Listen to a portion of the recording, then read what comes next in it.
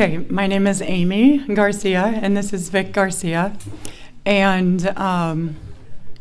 you know, as a woman, I like to communicate. So if I go into too many details, just cut me off. It's okay. But we have been separated since the end of August, beginning of September. I've been living in Redding, and he's been living in Modesto.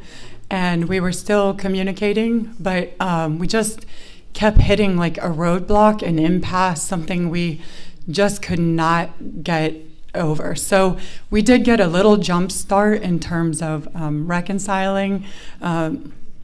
We have been going to we went like 3 times to a marital counselor, and then we did a couple of things that just, and they were leaving our relationship unstable. So well, one thing we want to make clear is that we both went to Jesus for help. Yeah, so amen. We're grateful believers, and we didn't go into self-pity mode. We just both got real low in our own spaces because we trusted to just give him all of our troubles, you know, cast our burdens on him so that he could get us through this time. Yeah, and I do want to say too, we both deeply love each other. We're both running after Jesus. We met in the strangest of places. We met in like a homeless church where there's no single groups. Let me just tell you that. So we were both doing ministry there, and it's not many people. You know, we both love to worship. So we had a lot of, and the counselors reminded us of that we have a lot of good things that we love to do together, like pray and get into the Word. But we were still, it never been modeled to us good tools, not from my family background and not from his family background. So anyways, that's just a little bit of our background.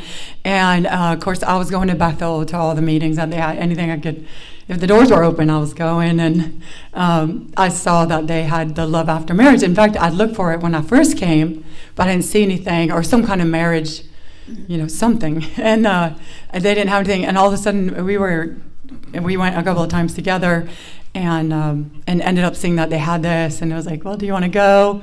But so the first night that we went here, the first day, I think you had chosen us as facilitators. We were both shocked. You know, we were like, but then you mentioned that sometimes it's just to keep people there. So after the first day, we're talking about nothing hidden. And at the end of the first night, I was like, I think we did this too soon.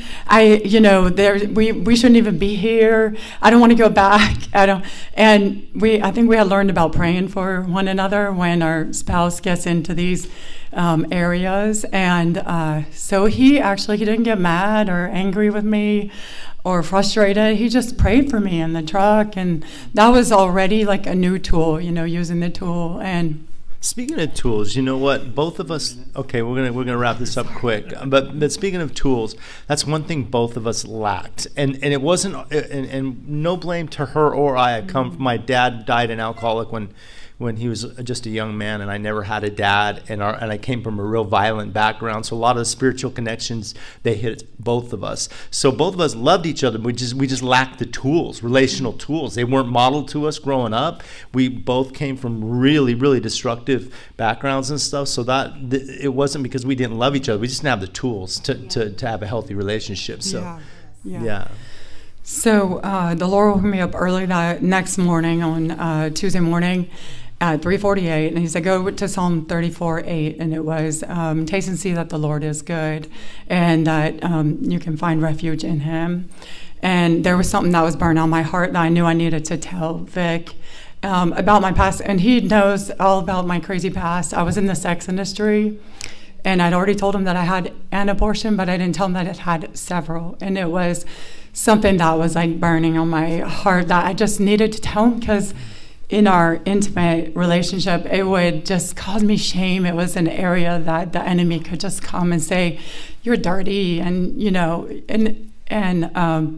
anyways, it was an inroad. And so I was like, okay, Lord, I'm going to taste and see that you're good. Like, I told him, and I was afraid that, you know, he's going to be like, agree, like, you're dirty, or he would throw it in my face or something. Because that had happened to me before, but he was so like understanding, and it just like opened the way to vulnerability. So thank you for that. And we had already been using our tools.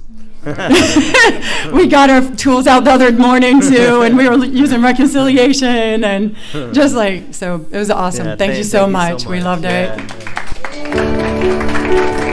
Yeah.